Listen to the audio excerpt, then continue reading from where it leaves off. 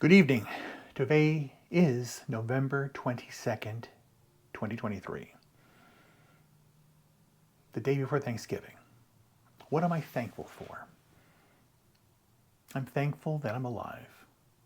I'm thankful to my own intellect and resources to find the true source of what was really wrong with me. In the sense that now I am addressing it. When I was born, I had a congenital birth defect that went undiagnosed. First, I saw that in 2010, and it took 13 years to correct from me knowing it.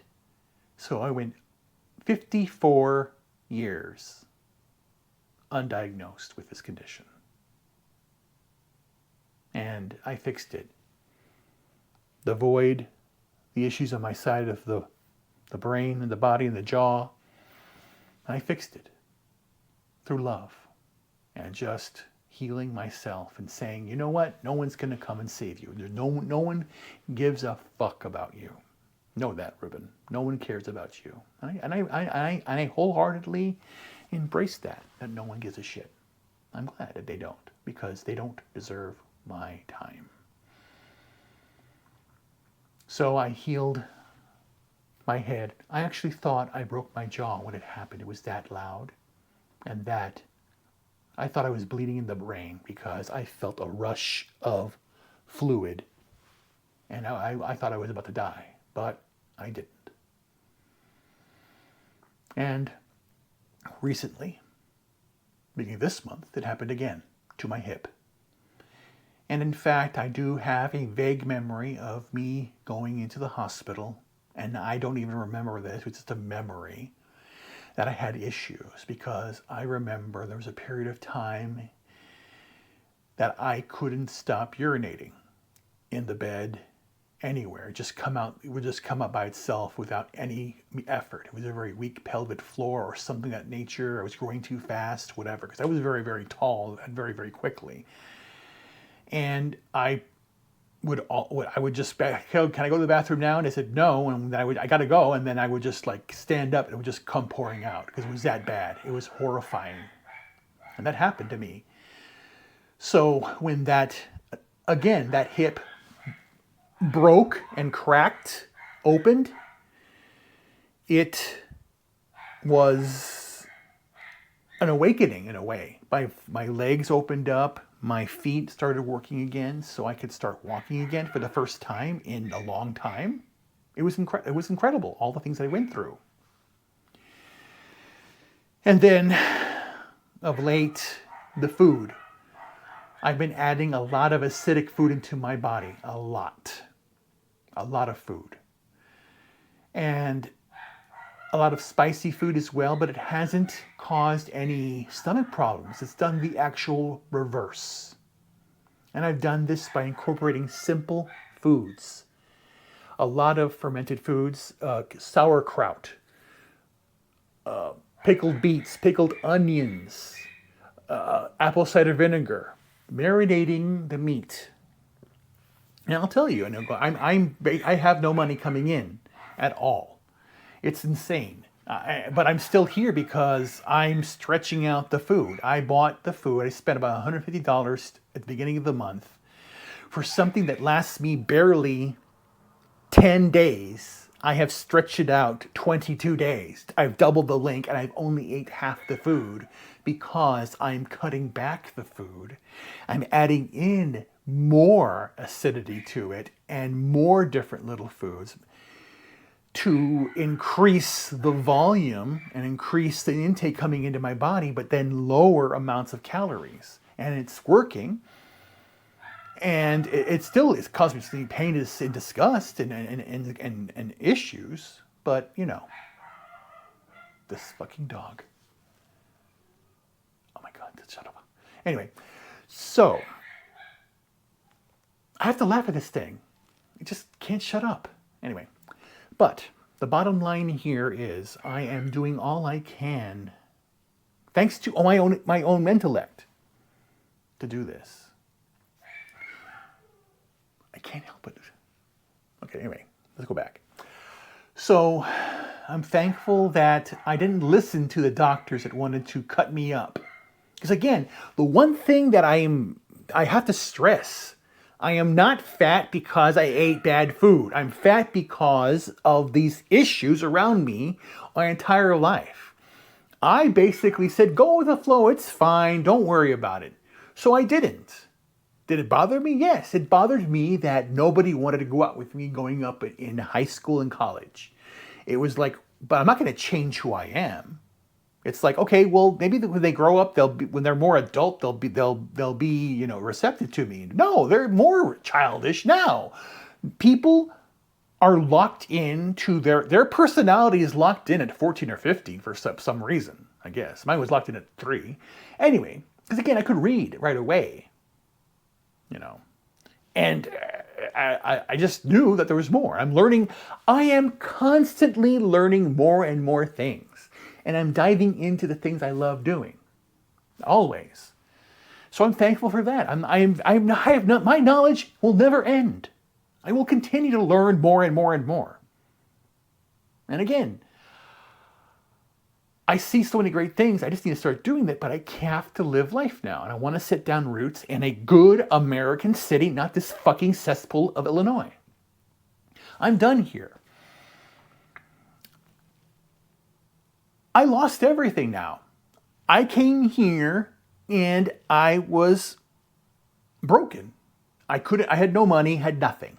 And I'm really grateful that I could get the unemployment thing worked out, which I don't have anymore. I'm out of money completely. The only thing I have left is, well, shit, not even that. I'm empty. I had $1 this morning. Now it's gone. What did I do with that $1? With that $1, I bought this. $1, I bought 2 bananas. That's it. That's all I could afford. So I'm gonna eat these bananas over the next week, and I'm gonna split it up. Or I'll probably have it one tomorrow, one the next day. Then I'll have no more food, except for the food downstairs, which is fine. But I'm splitting that out. I took the food I got from the last amount of unemployment I had, and I basically desiccated it, acidic.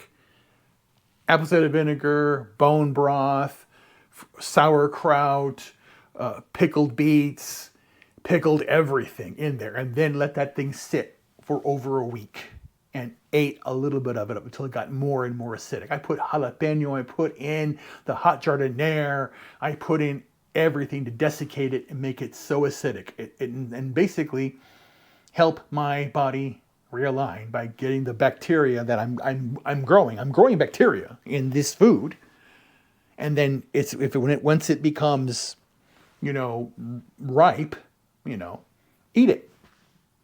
And it just goes right through, and I have no pain, no nothing, because I did it. So I'm grateful and thankful to my mother, who I asked, Mom, I remember, I'm really glad, I don't know why I saw this. And again, my mother was a teacher. She was the head of the teacher. She was art, language arts, and all that stuff. So that's why I love art, because I love art and history and all that stuff because of her. I taught her things. And history and language arts and all that stuff. I know how to speak. I love language. So, but I remember being 9 years old. My sister had just been born. My sister was born at 9. And me, upon my own volition, I wanted to welcome her to the family, so I dressed up in a suit and tie for her. I dressed up for my baby sister coming into our family, and I took care of her. I took care of all 3 of them. As the oldest, I took care of the 3 of them. I changed their diapers, I cleaned them, I put them in bed, all that stuff. I wanted to help my mother, because again, my father was in the Navy, and he was over Iraq and stuff like that. Iranian crisis, all that stuff. He was doing these things in 1979, 1980. So 77 she was born, 78, 79, and 80, I was doing this stuff till they came back. But I told her, Mommy, teach me how to cook, because I wanted to cook for my wife and my family. So I did. And that's why I love cooking. I love cooking because I want to cook for a family. I want to cook for a beautiful woman. I want to cook with her. I want to do everything with her. That's all I want to do. I want to live a life with a beautiful woman who we can do everything with. I want to go and travel. I want to do things. That's what I want. I'm ready to do that now. I'm ready to go. And I'm asking, are you ready to come with me? Are you ready to come on the journey? I'm ready to go. I'm ready to go south and west because I still, right now, it's all after 5 o'clock and it's dark, pitch black outside. I can't do this. I need the sun now, which is kind of ironic because I hate the sun, but I need the sun. My body needs the sun and it works through the sun. I'm built for the sun. The reason I didn't like the sun was because when I'm outside, we're just a bunch of idiots. When I would go to the mall as a kid, I would just go walk. I would go to the bookstore, go to the music store, and that'd be it, or the theater. That'd be it. I wouldn't go anywhere else. I didn't want to talk to anybody else. Why do I? I don't. I just want to be myself. And I'm very grateful for the fellowship, everything that we've been doing, and our people that I have made acquaintances with, really close acquaintances, some things. Looking for some friends, some real friends. Because again, a friend to me, again, and it's kind of ironic. I find out who is a friend and who's not based upon my criteria. The idea that a friend will bail you out of jail. So a friend would help you out when you're gone. And there are a few out there that have helped, and I'm very grateful to those out there who have helped. Jay has done a lot. He's helped out a lot. I really appreciate Jay. And Jay, I need to talk to you about, volunteering. We had mentioned before, so I reached out to him because I'm just done with everything. I just need to go away and just start over. And then there are the best friends. And the best friend to me is somebody who's basically, it's a funny way to describe it. A good friend will bail you out of jail. A great friend will be there and with you. Same thing, That's the thing. Or that idea, I get it. But the point here is I'm ready to move on. And that's why I'm grateful for Thanksgiving that, no turkey this year, nobody. I'm just going to be by myself. It's fine. Again, I don't want to go anywhere where I'm not wanted. I don't want to go anywhere where people just do it because it's a tradition. I want to go somewhere and be with somebody out of Thanksgiving for love. Just love. Pure love. That's what I do. That's who I am. And I thought I found it. And I know I lost it. And that's what's it's so hard to realize. But I still have faith that something good may happen. And if it does, it does. But tomorrow I'll be having my gruel, my mix. Because again, I don't want turkey right now. I would love to have a turkey. I would have to make my own turkey and my own stuffing, which is the best stuffing in the world. But I can't do that, and it's fine. I accept that. So I just need to know that I need to move on now. So I am looking for places to go in the South and just start over. I just want to find a home and start over and find some land to build something I want. I have designs for a house. It's a house. It's so tiny. It's a tiny home. All I want in my house really is a bed, a desk, and a stove, and windows, and that's it. Everything else I will build.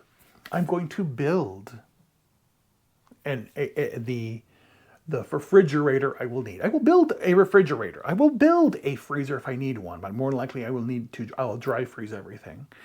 I won't need to have lights because I'm going to use sunlight. And then if I don't, I will build my own renewable solar cells. I will build gravity battery. I will build my own heating system that's done through using plasmoids and using other aspects that are free energy. I will have goats so I can get goat cheese and good goat. I will have chickens so I can have chickens and get eggs. I will have bees so I can utilize that because those are the three key things I want. And then I will have a vegetable garden so I can do my own vegetables. And I will have I will have it set up that's its own self-contained ecosystem. I will do that. I'll have it where the cycle will happen. I will take the food that I cook in, I will come out of me, I will use that as compost. Yes, I will. And I will use the rainwater, I will have a filter, I will do all these things, and then not have to worry about, I won't spend one penny after it's all set up. And the only thing I will utilize is the internet, and even there I will back out and just have a straight line. I don't need to have any subscriptions or anything else because I will just have what I need. And I will just be happy. I don't need anything else. I see that what's on television now. I don't watch television. I see it and I laugh. They're selling you drugs online in commercials. They're selling you need this because so-and-so has it. I don't care who has what. I'll be happy. I want the best equipment for what I need, like this camera, so I can go and do things. I want to do it. I want to take pictures again. I want to live life again and be happy.